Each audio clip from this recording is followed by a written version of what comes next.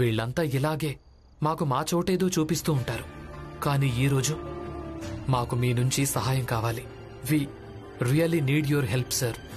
ముందు ఇలా వచ్చి కూర్చోండి, తర్వాత మాట్లాడుకుందాం. పద బాబు.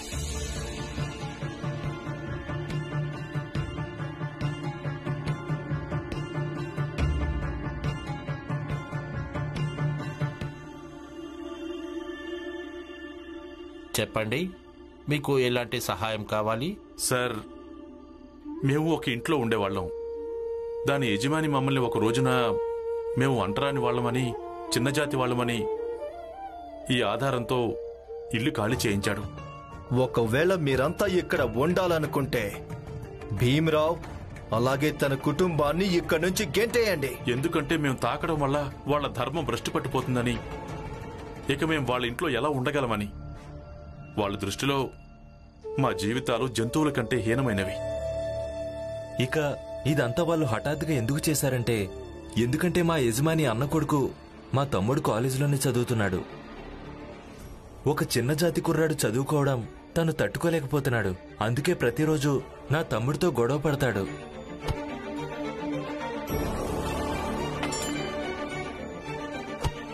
ఇక ఇదే సమయంలో వ్యక్తిగత శత్రుత్వం చూపించడం కోసం వాళ్ళు మమ్మల్ని ఇంట్లోంచి వెళ్ళగొట్టారు. వ్యక్తిగత శత్రుత్వం ఉన్నా లేకున్నా ఇంటి యజమాని మాత్రం తనే కదా.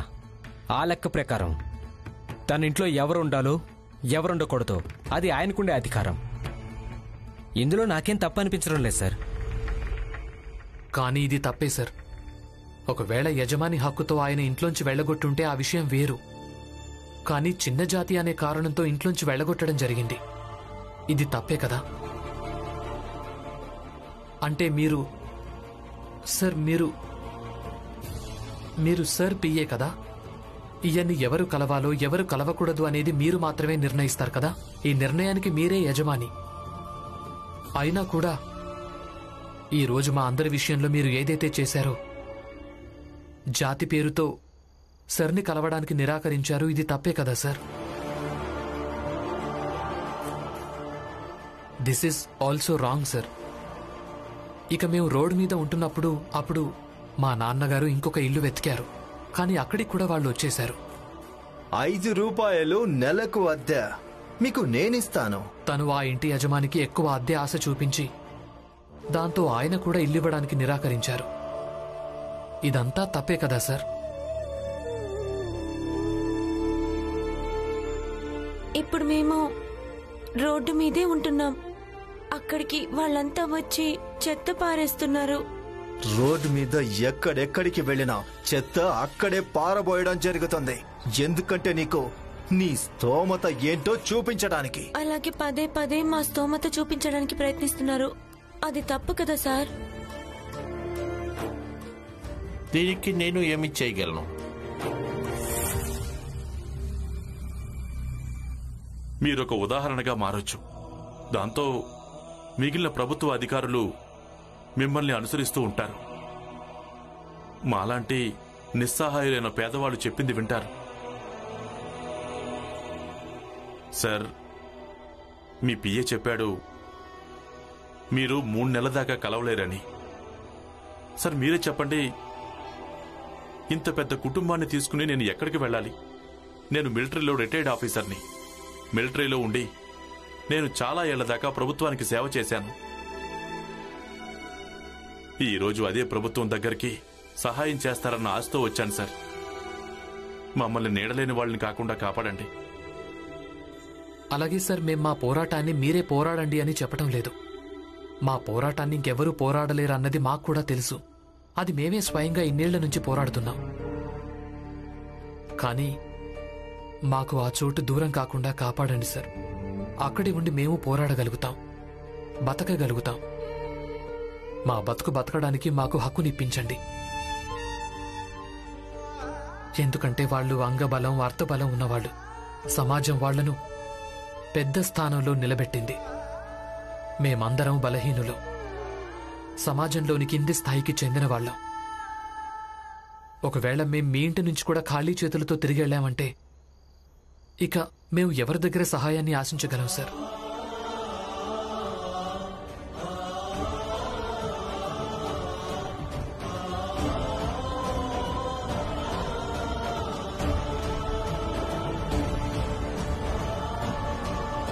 భీమన్నయ్య ఇంకా తన కుటుంబ సభ్యులు మళ్ళీ ఇంటికి తిరిగి వస్తున్నారు. ఇక వాళ్ళు ఇక్కడే ఉంటారు.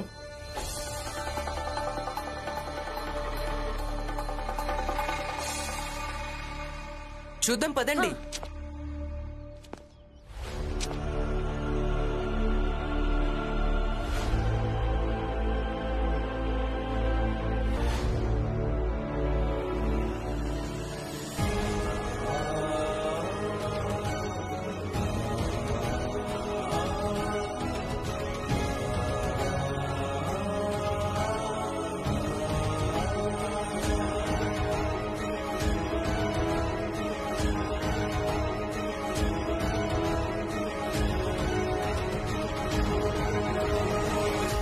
భీమరావ్,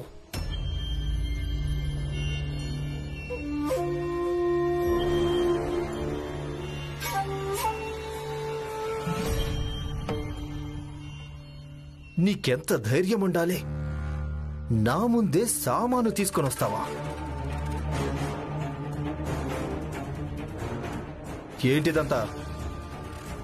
ఇది మా ఇల్లని తెలుసు కదా. వీళ్ళని ఇక్కడి నుంచి నేను గెంటేశాను. మరి మళ్ళీ వీళ్ళంతా ఎలా తిరిగొచ్చారు? చూడండి, గవర్నర్ గారి ఆదేశానుసారం వీళ్ళు ఏ ఇంట్లో ఉంటున్నారో అక్కడే ఉంటారు. అలాగే వీళ్ళు ఎవరైనా గెంటేయడానికి ప్రయత్నం చేస్తే వాళ్ళ మీద చట్ట ప్రకారం విచారణ చేపట్టడం జరుగుతుంది. ఇప్పటి వరకు మీరు వీళ్ళ దగ్గర అద్దె తీసుకుంటున్నారు, ఇక ముందు కూడా తీసుకుంటూ ఉండండి. కానీ వీళ్ళను జాతి మతం పేరుతో వెళ్ళగొట్టడానికి వీల్లేదు.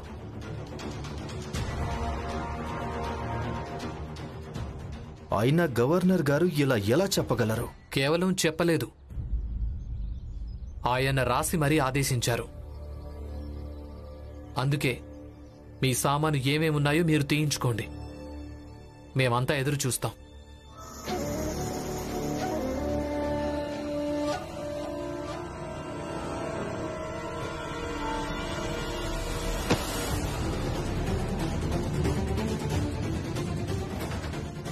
వదలండి, చెప్పేది మీకే వదలండి.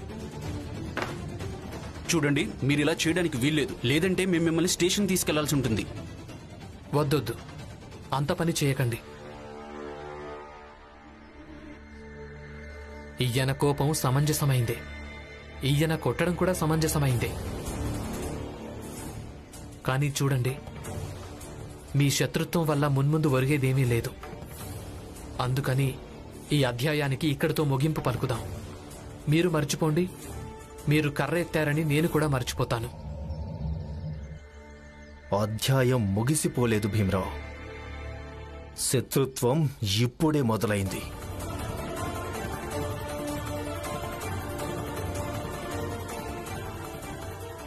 చూడు, ఇక ముందు నీ విషయంలో ఏమేం జరుగుతాయో. ప్రస్తుతం మీరు మీ సామాన్లు అందులోంచి తీయించండి. ఆగండి.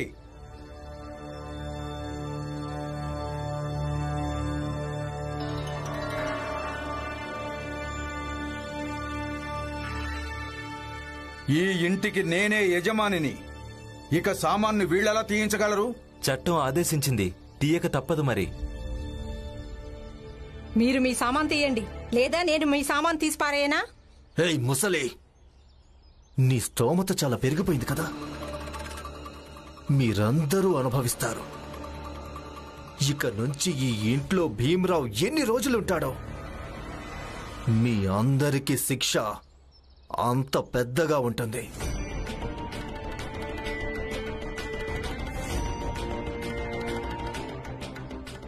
తప్పుకో.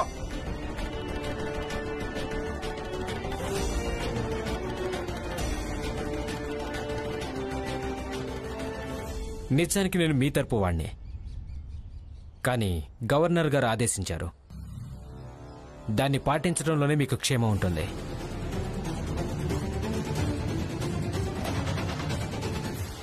సామాన్ మొత్తం తీసేయండి.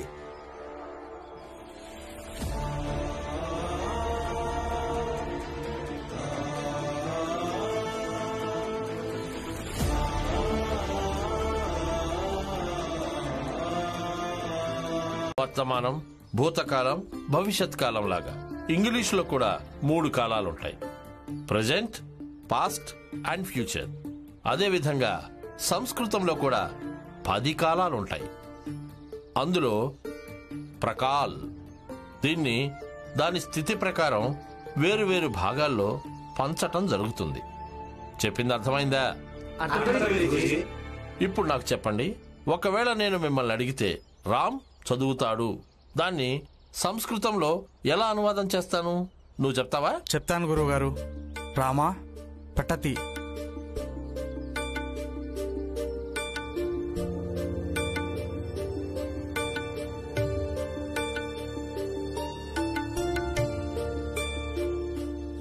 ఓ జోకు అన్నా, ఓ అన్నా రండి రండి, మీరు కూడా రండి. మీరు రండి, నువ్వు కూడా. ఎవరెవరికి భవిష్యత్ గురించి తెలుసుకోవాలనుందో జ్యోతిష్యుడు వచ్చాడు. మొత్తం తెలుసుకోండి. దూరం దూరం దూరం ఉండండి, ముట్టుకోకండి, దూరం ఉండి మాట్లాడండి. బాబా ఇక్కడ కూర్చోండి, ఇక్కడ కూర్చోండి, కూర్చోండి, కూర్చోండి. ఇప్పుడు అడగండి, ఎవరేం అడగాలనుకుంటున్నారో. ప్రతి ప్రశ్నకు ఒక అన్నా తీసుకుంటాను.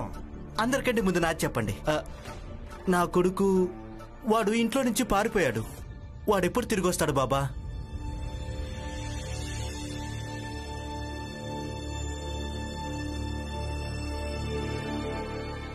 నీ కొడుకు ఎప్పటికీ తిరిగి రాడు.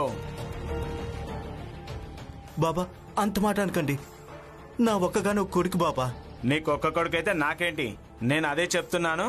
నాకు భవిష్యత్తులో ఏం కనిపించిందో. బాబా కొంచెం మా ఆయన గురించి ఏమన్నా చెప్పండి. అలాగే.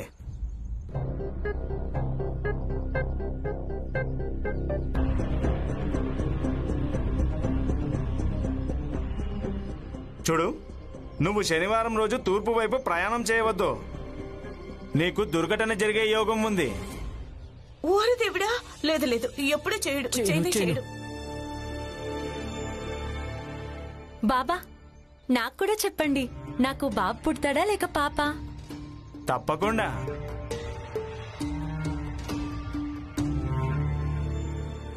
నీకు పాపే పుట్టబోతుంది.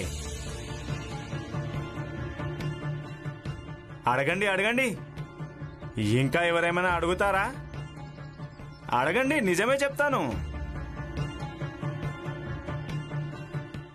బాబా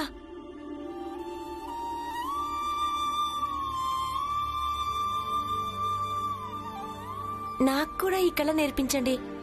అసలు ఎలా మీరందరి భూత వర్తమాన భవిష్యత్తు తెలుసుకుంటారు? నా భర్తకు చాలా మంది శత్రువులైపోయారు. అలా నేను ఆయన భవిష్యత్తు చూశానంటే నేను ఆయన్ని ముందే హెచ్చరిస్తాను.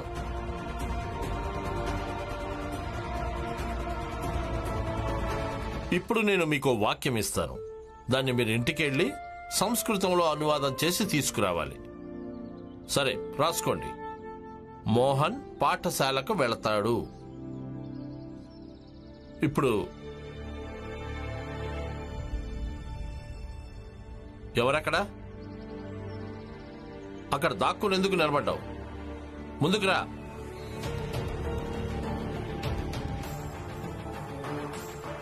నేనే గురువుగారు. లోపలికొచ్చి మాట్లాడు.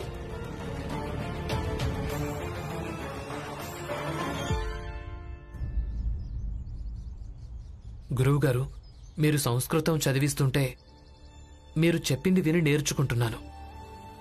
నాకు తెలుసు మీరు లోపలికొచ్చి చదువుకోవడానికి అనుమతినివ్వరని. చూపించు, ఏమి రాశావు?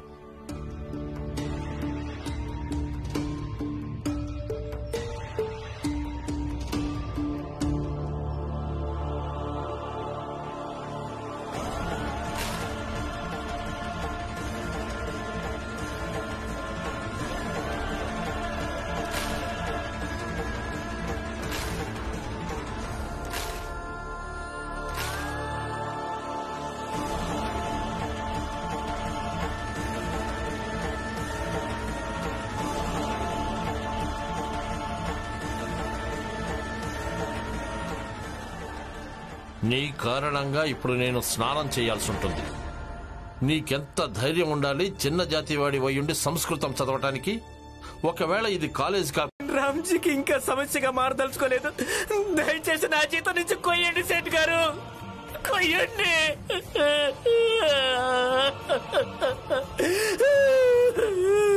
లే లే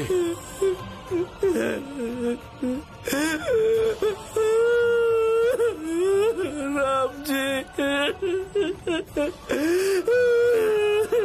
రామ్జీ, నన్ను క్షమించు రామ్జీ, నన్ను క్షమించు.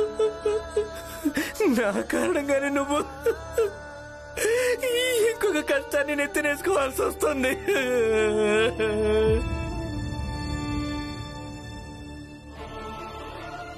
నీకెంత ధైర్యం ఉండాలి చిన్న జాతివాడి వయ్యుండి సంస్కృతం చదవటానికి? ఒకవేళ ఇది కాలేజ్ కాకుంటే సీసం కరిగించి నీ చెవుల్లో పోయించేవాణ్ణి. సంస్కృతం చదువుతావా?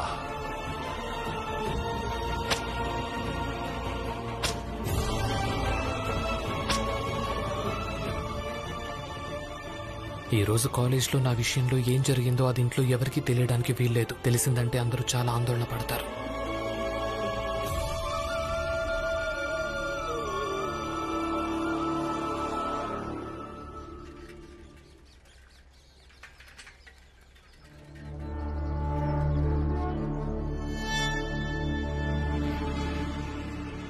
వెళ్ళండి.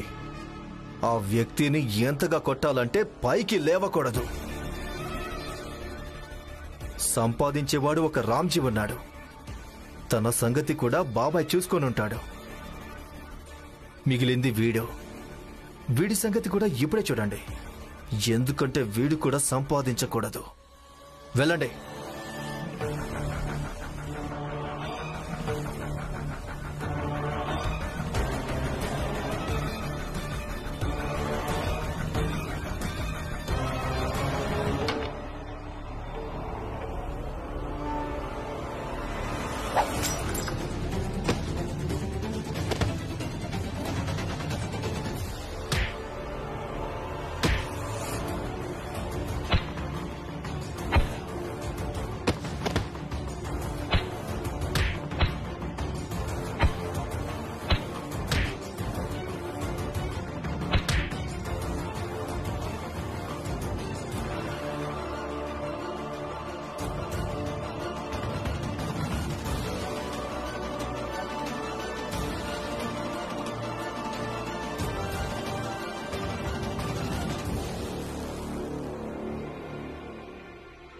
భీమ్రావ్, కాలేజీలో ఉండుంటే నా సమయం మొత్తం కాలేజీలోనే గడిచేది. ఏం చేసినా నీ విషయంలోనే చేసేవాడిని. కానీ ఇప్పుడు నువ్వు నన్ను కాలేజీలో నుంచి గెంటేయించావు. ఈ బొంబాయి మొత్తంలో ఏవైనా చేస్తాను. ఏదైనా అంటే అర్థం ఏంటంటే మీ అందరి జీవితాలు కూడా నరకంగా మారడం కోసం మేము ఎంతకైనా కూడా తెగిస్తామని. భీమ్రావ్, నువ్వు ఎవరినైతే చూసుకొని ఎగిరి పడేవాడివో ఈ రోజు నుంచి వాళ్ళ రెక్కలు కత్తిరించడం మొదలయ్యింది. నీకు నేను ఎలాంటి గతి పట్టిస్తానంటే ఎగరడం కాదు కదా, కనీసం పాకటానికి కూడా పనికి రాకుండా చేస్తాను.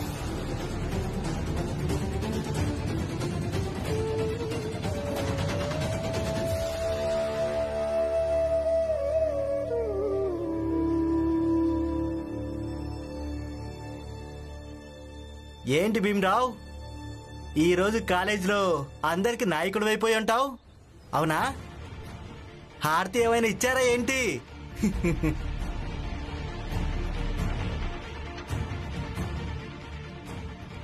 అవును, హారతి ఖచ్చితంగా ఇచ్చే ఉంటారు. గవర్నర్ గారంటే అంత గొప్ప వ్యక్తి. ఆయన్ని కలిసొచ్చాడంటే అదేమైనా సాధారణ విషయమా? ఏమంటావు? ఖచ్చితంగా అలాగే చేసుంటారు.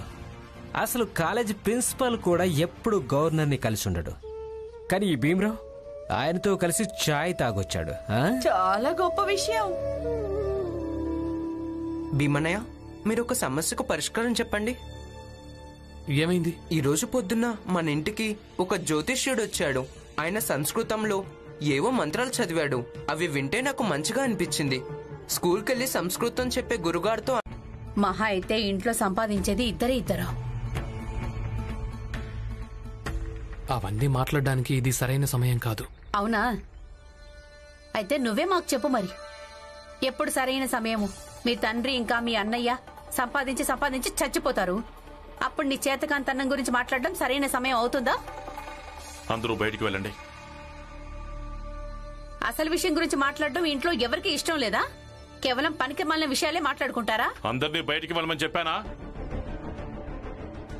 వెళ్ళండి.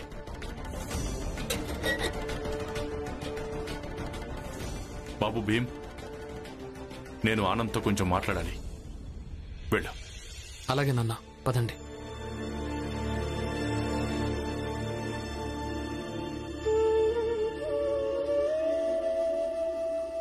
బాబు ఆనంద్, ఏమైంది? ఎలా జరిగింది? నాన్న, అది నీళ్లు నిజంగానే గొంతులో ఎక్కువగా ఉన్నాయి. లాగి పెట్టి ఒక్కడిచ్చాననుకో, నాన్నని మూర్ఖుణ్ణి చేయడం మానే. నిజం చెప్పు, ఏమైంది? ఎలా జరిగింది? కొందరు వ్యక్తులొచ్చారు నాన్న, నన్ను చుట్టుముట్టి కొట్టడం మొదలుపెట్టారు. నాకు తెలిసి ఏమనిపిస్తుందంటే వాళ్ళు జోషి మనుషులని. ఈ విషయం నేను ఇంట్లో ఎవరికీ చెప్పలేదు. అలాగే మీరు కూడా చెప్పకండి, లేదంటే అందరూ భీమ్ని దోషిగా భావిస్తారు. వాళ్ళకు తెలియదు నాన్న, నా దృష్టిలో, అలాగే నాలాంటి ఎంతోమంది దృష్టిలో భీమ్ సేనాపతి అని. ఇక యుద్ధంలో గెలవడం కోసం సైన్యం గాయాల పాలవుతుంది, వీరమరణం పొందుతారు. కానీ సేనాపతి సురక్షితంగా ఉండాల్సి ఉంటుంది నాన్న.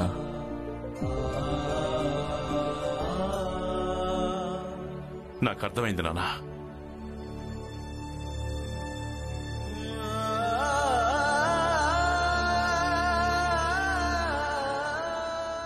ఆనందన్నయ్య, నా పోరాటంలో ప్రతి ఒక్కరూ సేనాధిపతులే. సైనికులెవ్వరూ లేరు. ఎవరు గాయాల పాలు కాకూడదు. ప్రతి బాధను, ప్రతి కష్టాన్ని కలిసే భరించాల్సి ఉంటుంది, కలిసే సహించాల్సి ఉంటుంది, కలిసే పోరాడాలి, అలాగే కలిసే గెలవాలి కూడా.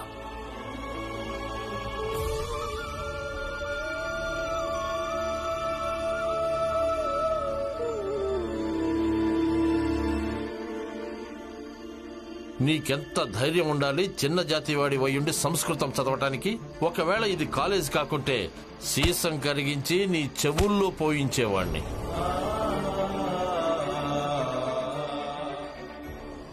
నా దృష్టిలో, అలాగే నాలాంటి ఎంతో మంది దృష్టిలో భీమ్ సేనాపతి అని. ఇక యుద్ధంలో గెలవడం కోసం సైన్యం గాయాల పాలవుతుంది, వీరమరణం పొందుతారు. కానీ సేనాపతి సురక్షితంగా ఉండాల్సి ఉంటుంది నాన్న.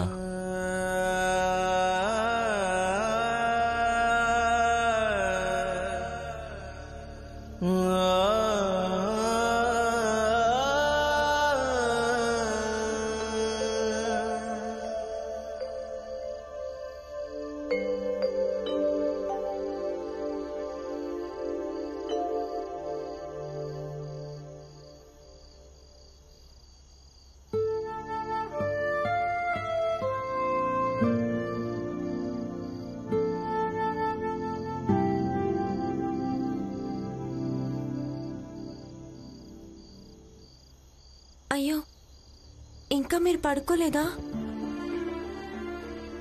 తల పట్టమంటారా? వద్దు, నేను బానే ఉన్నాను. నువ్వు వెళ్ళి నిద్రపో. నాకైతే మీరు బాగున్నట్టు అనిపించడం లేదు. ఏమైంది? ఏం కాలేదు, నువ్వు వెళ్ళి నిద్రపోవచ్చు కదా. ఎందుకు కోపడుతున్నారు? వెళ్తున్నాను. మీరేదో ఆలోచిస్తున్నట్టున్నారు. అంటే కనీసం ఇప్పుడు నేనేమీ ఆలోచించకూడదా?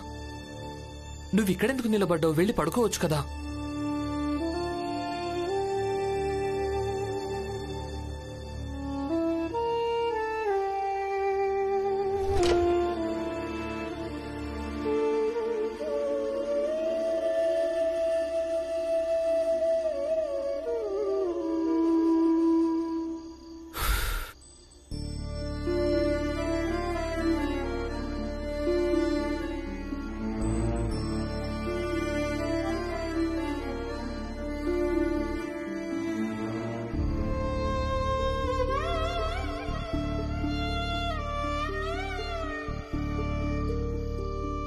కోడలతో పాటు వెళ్తాను. మంచి నిర్ణయం తీసుకున్నావు.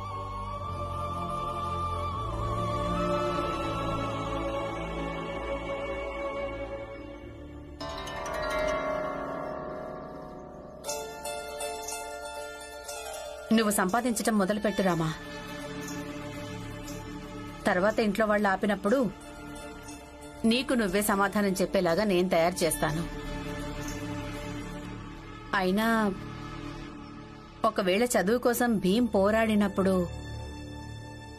నువ్వు కూడా పనిచేయడానికి పోరాడగలవు కదా.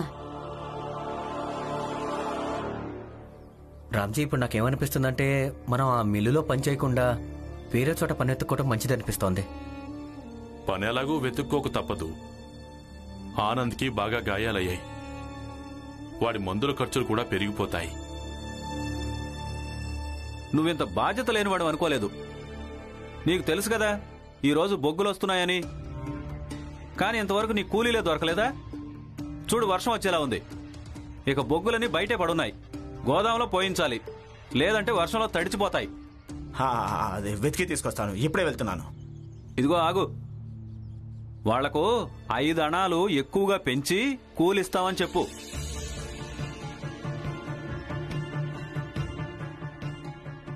రామ్జీ, ఒకవేళ మన ఇద్దరం కలిసి ఇక్కడ పనిచేసామనుకో, అప్పుడు రోజు మొత్తానికి చెరో 5 అణాలు చొప్పున 10 అణాలు సంపాదించవచ్చు. అది అక్కడ మిల్లులో కంటే కొంచెం ఎక్కువే. ఓ పని చేద్దాం, ఈరోజు మిల్లుకు వెళ్లకుండా మనం ఇక్కడే పనిచేద్దాం. కానీ మనం మిల్లుకు వెళ్లకుండా ఇక్కడ పనిచేయడం సరైందేనంటావా? పూర్తిగా సరైంది రామ్జీ. ఒక విషయం చెప్పు, ఒకవేళ మనం మిల్లులో సెలవు తీసుకుంటే అప్పుడు మన సేటు మన సెలవుకి జీతం నుంచి కోస్తాడా లేదా? కోస్తాడు కదా. అలాంటి సేటు గురించి మనం ఎందుకు ఆలోచించాలి? మనం చెయ్యని దొంగతనాన్ని మన మీద మోపి దానికి పరిహారం ఇవ్వమంటున్నాడు కదా. ఇంకేం ఆలోచించుకో, పద.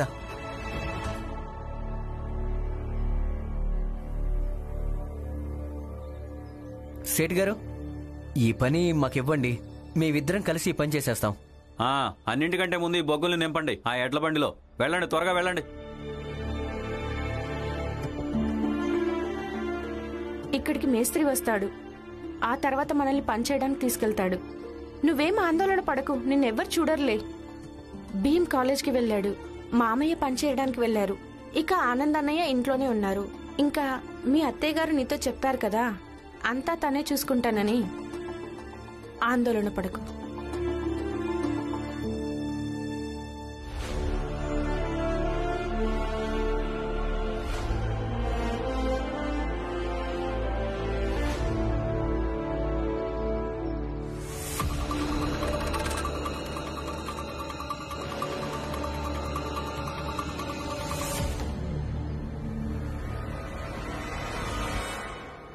ఇదిగో వినండి, బొగ్గులు ఎత్తే పనుంది, చేస్తారా?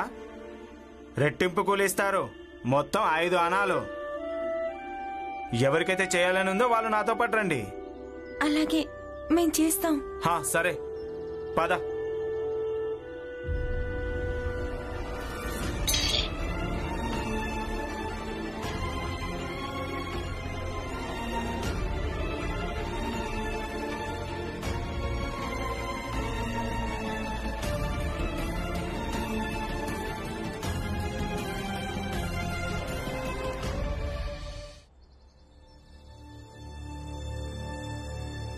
వస్తాను.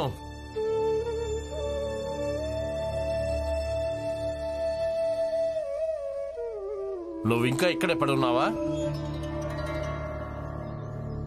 గురువుగారు, మీరు నన్ను సంస్కృతం చదివించండి, లేదంటే కనీసం సంస్కృతం చదువుకునే యోగ్యత నాకెందుకు లేదో అదైనా చెప్పండి.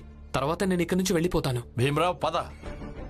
ఈ రోజు కాలేజీలో నీ గురించి ప్రిన్సిపాల్కి కంప్లైంట్ ఇస్తాను.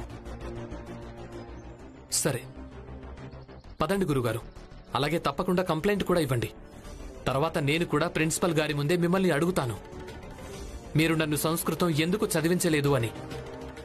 అలాగే ఏ నేరానికి ప్రతీకారంగా మీరు నన్ను అంతగా కొట్టారు అని. గురువు గారు అంటున్నావు, కానీ గురువు గారిని ఇబ్బంది పెట్టకూడదు అన్న మర్యాద కూడా తెలీదా నీకు? పాత సామెత ఉంది గురువు గారు,